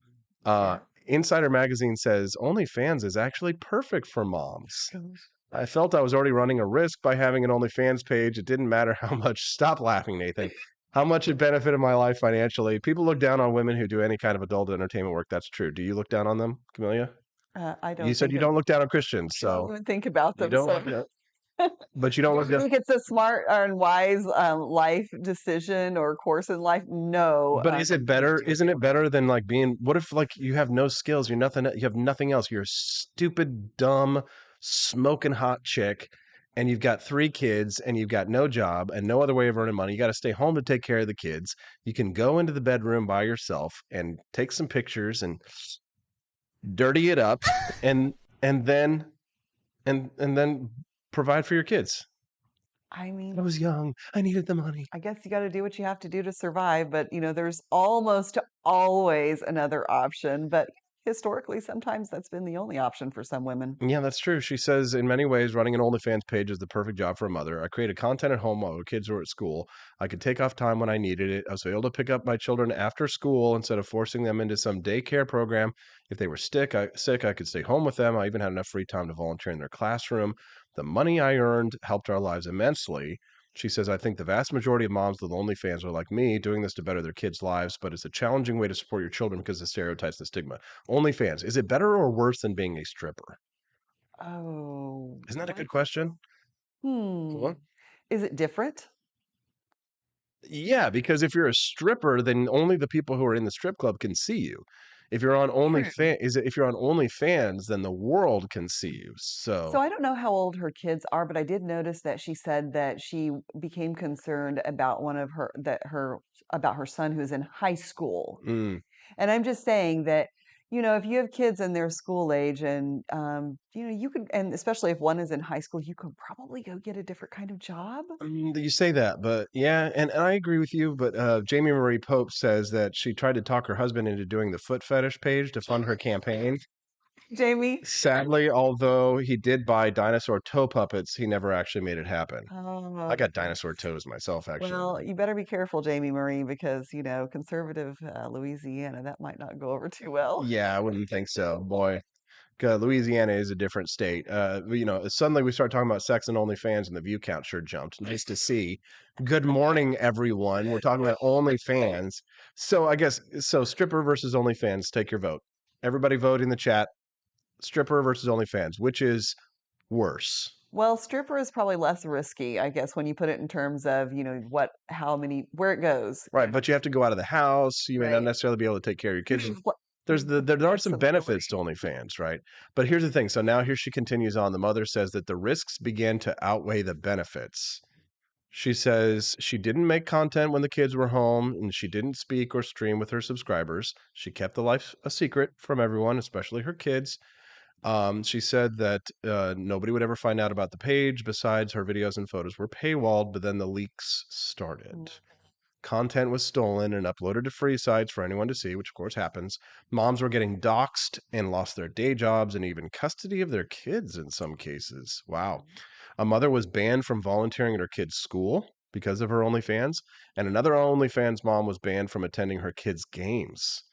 That seems to be too much. There was a story that we did, and I can't remember all of the details now, a couple of years ago when you were on radio that was similar along these lines. But, she's making a lot of money, but then it got out in the school and like the dads. Oh, yeah. Remember that? It was the moms at the school whose dads were like, yo, and they were like, we can't have our husbands getting turned on. So, they might want to have sex with us more than once a year. It became a whole thing. And I mean, I want to say that they got kicked out of the school, but I can't remember what the details were, but yeah. CH over in the live stream, who's a new friend we haven't seen before. Nice to see you, CH. Oh, that might be Chris. That might be your buddy, Chris. He says, I can book you a great guest. She used to strip till COVID, now making more than ever from home 3 days a week. Hell yeah. Just remember, Booker, baby. Is this still a family show?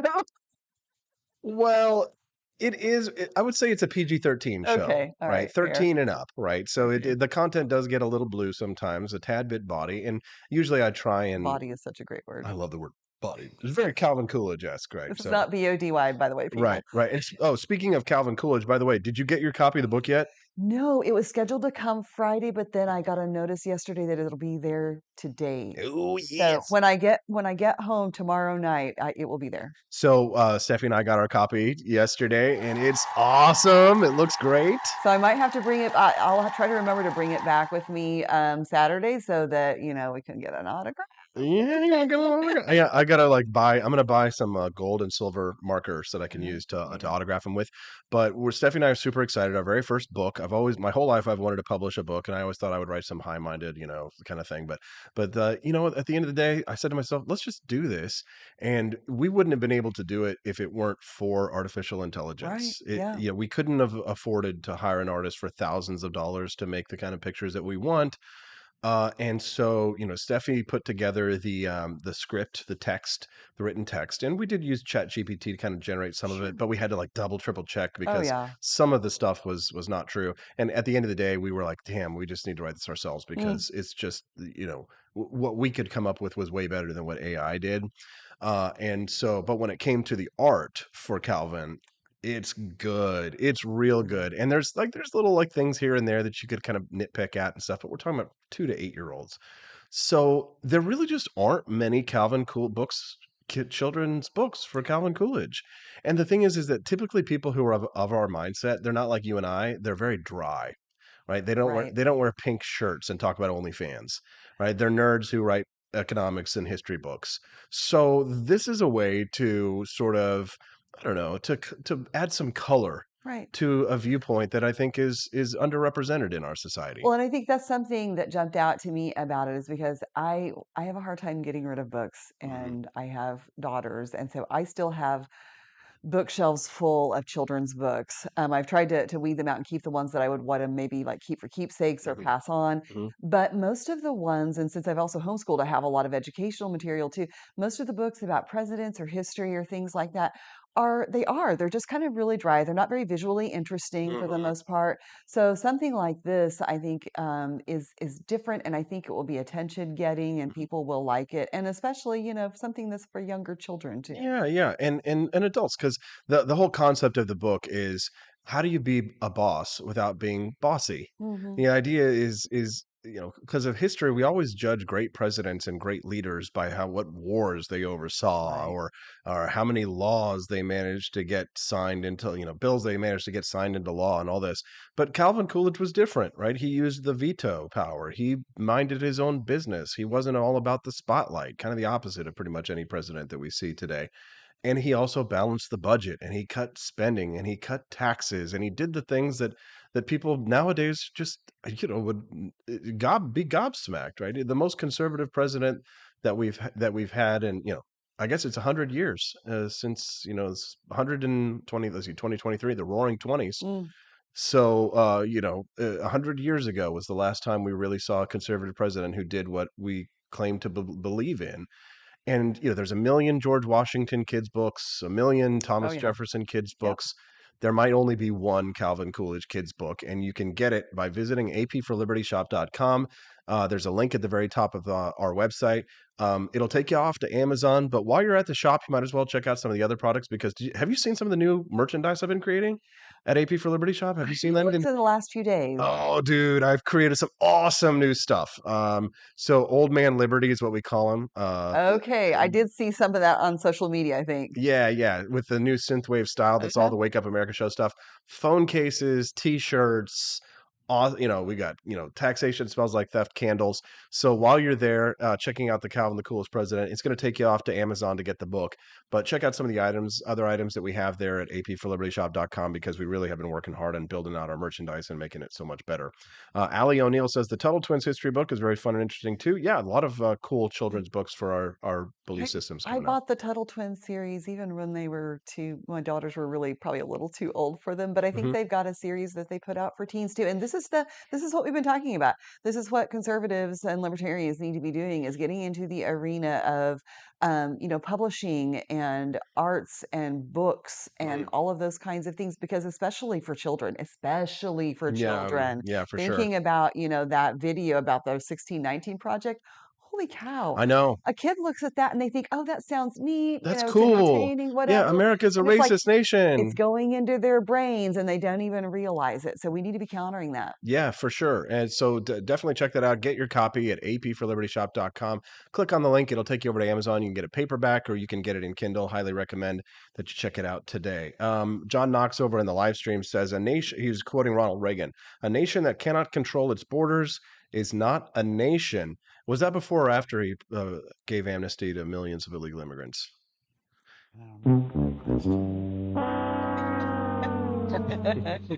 Alrighty. So, let's get back to OnlyFans. Apparently, there's a chick over in the live stream who says that she does do OnlyFans. So, from children's books to adults behavior, entertainment. yes, that's how I like to roll on the Wake Up America show. How about you?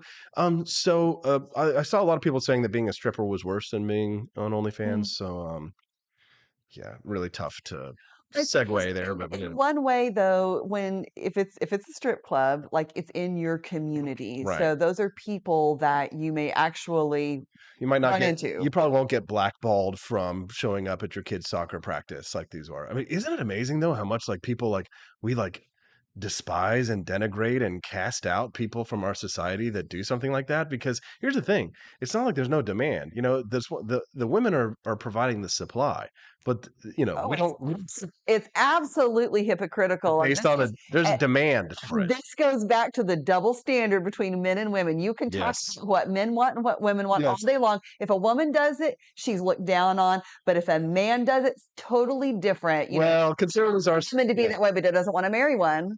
Well, that's true. Well, Standard. Well, because here's why. What do you this is how I described it. Steffi and I talked about this the other day.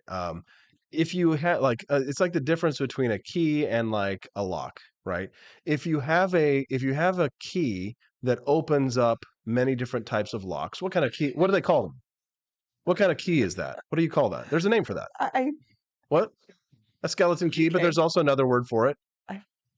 The slave has a master. Right, a master Okay, key. yeah. Right. So a key that but you're on the right track, right? So a key that opens up many different types of lock is called a master key.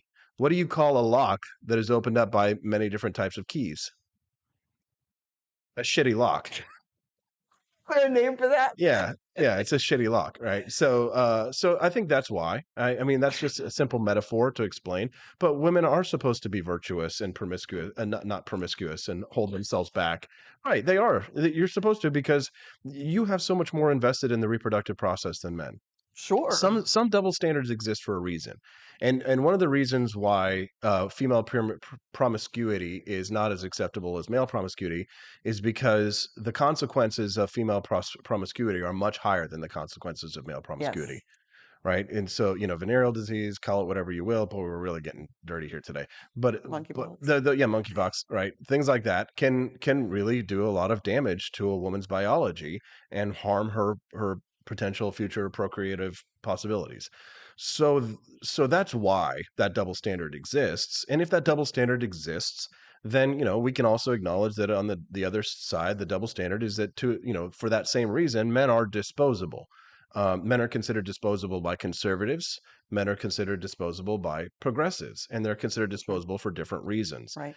People were really upset the other day when I suggested, screw women and children first in the Titanic. It's not the end of civilization, right? It's so, why are your women and children more valuable than my, 22-year-old son who's on the Titanic? Why should he die and all that? And they're like, well, it's because at the end of the day, I think what conservatives do in adopting their Victorian male disposability attitudes is they offer up their sons and boys as child sacrifices to the progressive girl bosses who take their jobs and their scholarships in society. I understand this is a concept that's not popular, but the problem is this: both progressives and conservatives, all they do all day long is bemoan the plight of the American male. Right? The conservatives complain about the effeminization of men, and progressive girl bosses also, quietly complain about the effeminization of men, right? Because what do when they marry a man who makes less money than them? They divorce them, correct? Well, they publicly complain about, the toxic masculinity, but then they also complain about not being able to find good men. Mm-hmm. Right. CH is over there saying, "Grow up, Austin." I don't know what he's talking about. Refuse. I refuse. I feel very certain that if Austin was on the Titanic, that he would put Stephanie in the lifeboat. Of course I would. Well, I would put, here's the thing, but people misinterpreted that as saying that I wouldn't protect the women and children in my life, right? But I also need my life to protect my women and children. And Sure. especially at that time, and in that era, right? If you send off a woman and a woman without a husband, like she's not an earner, she can't even vote. So it's like And this is, I mean, it would have been better to have men and their children, so because the man can actually provide for the children, whereas the woman, or they should have said all childbearing age women, right? If you were above if you were an old grandma, then why are you going to save? She's only going to live another 5 years anyway, right? so I think about this a little bit sometimes in the context of, especially, if you're the only parent with your children and, you come across, maybe you come across, an accident, a car wreck, or some sort of different, dangerous situation. Do you risk your own life to go save people that you don't know? Right. When you have your own, you have to think about, But isn't that what the your children conservative being there demands? for them. Right. But isn't that what the conservative demands? Go out and sacrifice yourself to protect the women and children of your community and your society. Join the military, right? Go out there and defend her at home. Right. So that she can go and sleep with some Chad while you're away in the military and go and cheat on you and then take your job and you come back and then she takes your kids and puts them in a dress and flees off to California as a sanctuary state. It's funny, but this is the reality. You see, we live in the society today where we have destroyed the position of males and we also still make the same demands of them that are based on traditional gender roles, right? So the problem is that if you do liberate men from gender roles, then what are we talking about there? Right? Are we talking about Harry Styles in a dress? Right? Are we talking about men doing, gender bending, for example, right? Because again, not something that conservatives are willing to accept. Progressives are allowing men to, progressives say, yes, men can be liberated from their gender roles if they're adopting, these sets of progressive values, right? But then they also still, feminist women can be feminist women all day long, but they're still going to divorce their husbands if they make less money than them. Am I wrong? Am I wrong? You're not wrong. I'm not wrong, right? So I guess the question is it every conservative man who has a young girl is still, if she wants to go to college, is still going to pay for her to go to college and go off and get a degree, right? What conservative man raises his daughter to be a traditional housewife and tells her not to go to school and to instead raise kids? They don't do that, right? You can take any conservative that you want and they love their daughters and they're gonna, but their daughters are gonna vote for Kamala Harris. They're going to vote against the agendas of their conservative fathers 9 times out of 10. Am I wrong? Am I wrong? Austin might be right sometimes. Yes, sometimes. Well, I think this is part of modern society too. It used to be that options for, were so much more limited, but especially for women, because, you as a woman, you could not, if you didn't get married, your options were to get married, or you had to live at home with your parents. And then what do then you still have to find some way to support yourself, because Right. after your parents pass away, you've got to have a way, to do that. And so the options are really limited. So I can totally understand as we, get along where we are better able for women to have more options. You do want to have those something to fall back on. And there are very real risks when, if you've stayed at home, for 15, 20 years raising your children, and all of a sudden something happens, no matter what it is, and you have to start over, it's hard. No, I get that, right? So we have this tension and the battle of the sexes, the war of the sexes. I don't think that there ever was any time when we were completely in sync, Probably right? not. Because I know that like traditionalists will say, well, if you look back towards the 1950s and all this kind of stuff, you will find plenty of single parent households in the 1950s. I think that the reason why people think that there was some kind of Ozzie and Harriet ideal version of society is because Ozzie and Harriet was a television show and they only showed on television married couples who slept in separate beds. Together, Exactly, right? People have this idea, again, it's looking at that Make America Great Again. People have this idealized version of the past that doesn't exist. If you could go back and live in any time period, what period would you live in? None. To keep me here with my penicillin and my work from home, Wake Up America show, digital technology, 5G internet phone, magical Harry Potter wand phone, and my chocolate on demand, my Netflix. Keep me right here. Enjoy all of the good things about those previous eras. We've got the music, we've got the art. We have I miss access men to wearing all nice hats. Yes. I miss men wearing But hats. you could go get a hat and wear it. Yes, exactly. But you could go get a hat and wear it. Exactly. So it's unfortunate because when in terms of the double standards for society is that I feel as if the mainstream political views are all making the same complaints about men, but neither one of them are willing to address the double standards. No, I think that because even if you bringing up the double standards that exist is offensive, right? Just to the conservative, if you suggest that gender bending might be, an example of men being liberated from their worldviews, well, the conservative wants to keep the male in that box, right? And the progressive wants to allow them to be free of certain gender roles, right? Which are those traditional masculine gender roles. They don't want them to adhere to any kind of a conservative worldview of a masculine gender role, right? As long as you put on a dress, right, it's fine. But you can be the most progressive feminist ever, but you still want the man to pay on the first date, right? Right? You still want the man to make more money for you. You still want him to adhere to conservative values that benefit you. So, this is why I say, that society or equality for women in American society would be a step down, right? You don't want to have to go work in a factory, do you, Camellia? You don't want to go work on an oil rig, do you? You don't want to go and have workplace fatalities at not, like 78% for workplace fatalities. You don't want it to be 50-50 male and female workplace fatalities, do you? Right? Nobody ever advocates for equality in workplace fatalities. You don't see progressive feminists trying to incorporate more females into the construction industry, for example, right? That's true. Okay. Am I right? Just say it right, for God's sakes. Give me the pause here. Austin is right. Austin is right. Thank you. Thank you. So I guess all of this leads back to the question of, what do you look for in a man? Oh, this does not all lead back to that question. Of course it does. It always does. Because, again, you're traditional in some ways, but non-traditional in others. You're an earner, right? You provide, right? You fulfill the role of the man in your household. What role could a man possibly fulfill in your life, Camellia?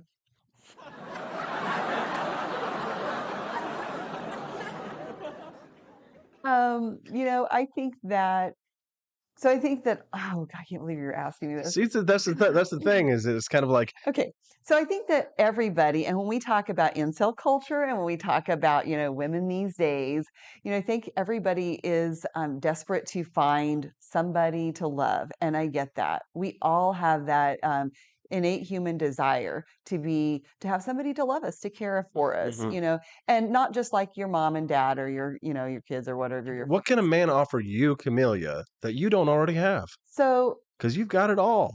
You know what I mean? You do it all and you've got it all. I don't have it all. I mean, the thing is that yes, I'm working, but that comes at the price of, difficulty. And with Jamie Marie Pope says she likes a challenge, in my opinion. Okay, so Jamie does know me. It's true. It's true. It's true. But there is that. There's being able to share those responsibilities of life with someone. I think that's a big deal. But in other ways too, you also, Jamie's right. She's right. You want to be challenged. I do like a challenge. You want somebody who can put you in your place. Well, those are two different things. But yeah, they're not. But that is also true. Don't give me a doormat. Like I like a challenge, but I don't want somebody to just roll over and agree with everything I say. But what if they were like massive IQ and they could just dominate you at every turn, and you were always on your back foot and you never knew what was coming next? Bring it. Come on.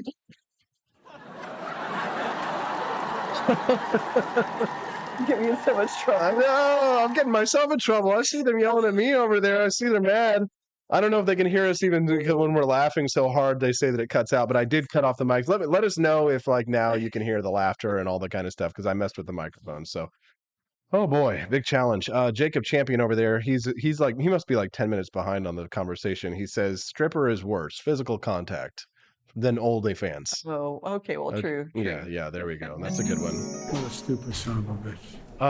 So let's see. A steroid beast like the Liver King who can beat up all threats. You don't care about that stuff. You don't like Brad Pitt or Leonardo DiCaprio or any of those kind of all the big muscly things. I'm sorry, not attractive. Yeah, no, for sure. There's nothing wrong with having muscles. I'm just saying, but it can be like anything overdone, including.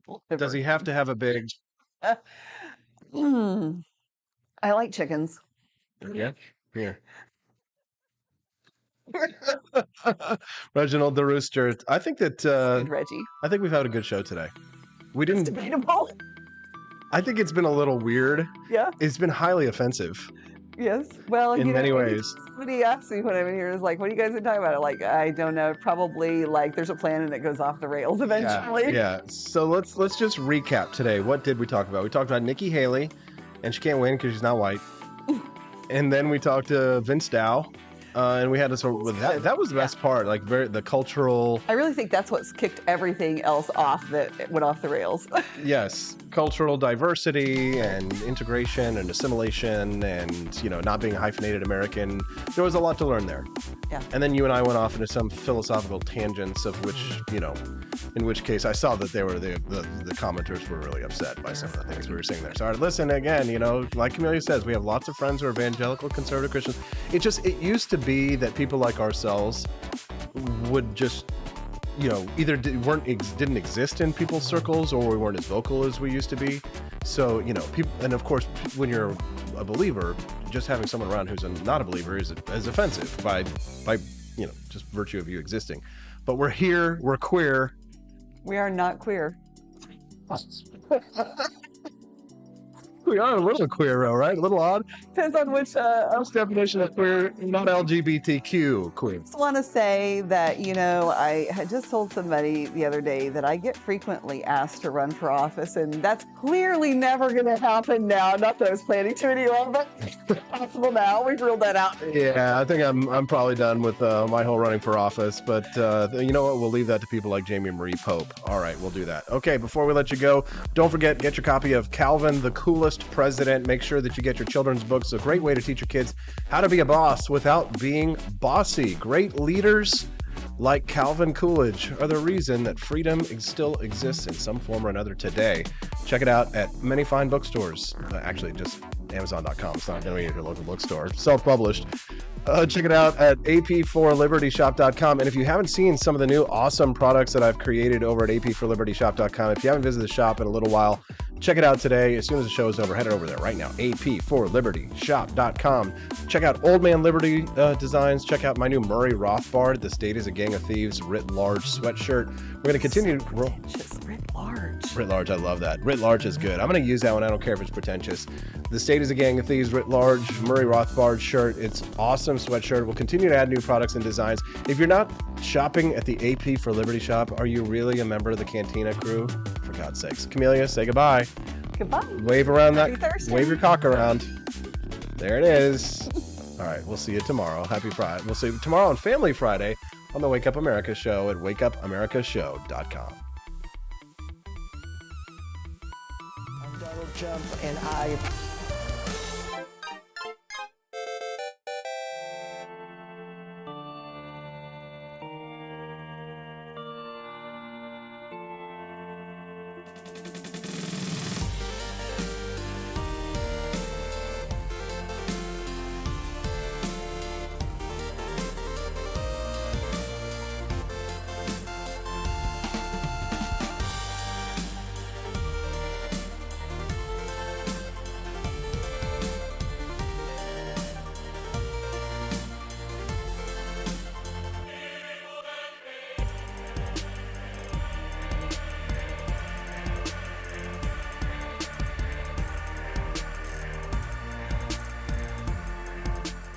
I like shooting things, but whenever I can't shoot something, I like to cut things. My life isn't all about shooting and stabbing and cutting, though. Sometimes I have to do actual work, but when I work, I still like to have fun.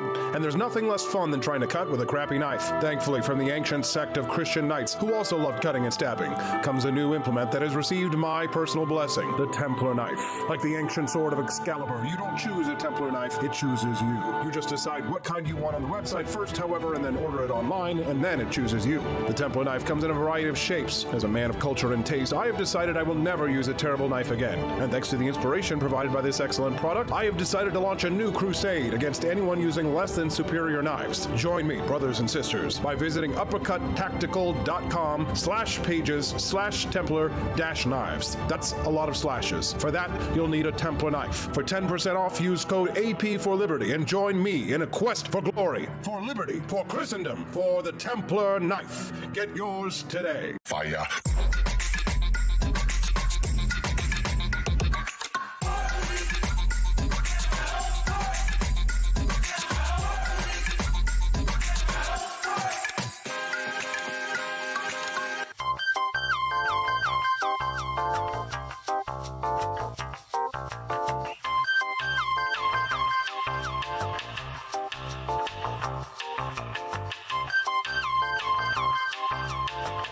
Hello, this is Barack Obama, and let me tell you why Austin Peterson stinks, and you should never pay attention to anything that he has to say.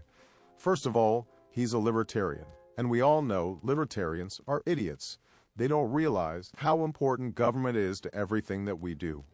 I recently became aware that Austin has opened up a libertarian shop at apforlibertyshop.com. Now, I'm asking you as a personal favor to me that you never ever visit apforlibertyshop.com.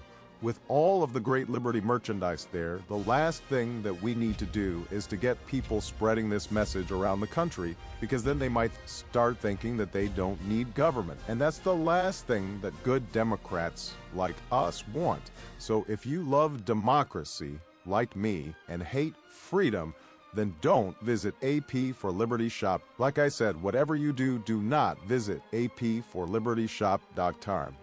I'm Barack Obama, and I approve this message.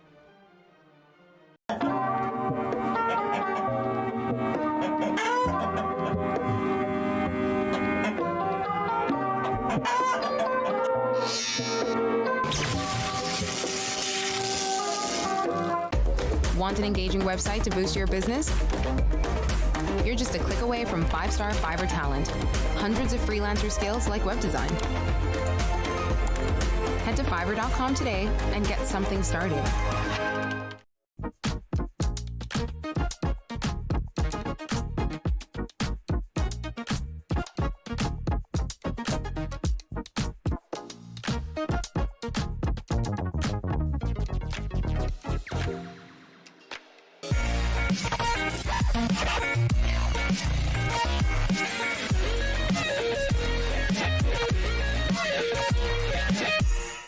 When I was in foster care, I never knew when I would have to move, so I always had my suitcase ready to go.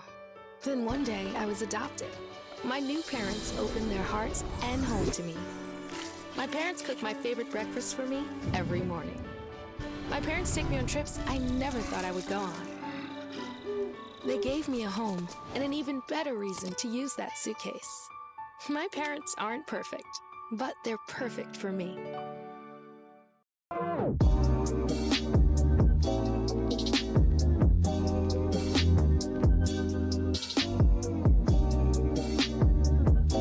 would remind you that extremism in the defense of liberty is no vice. It is better to settle these matters in the courts than on the streets, and new laws are needed at every level. But law alone cannot make men see right.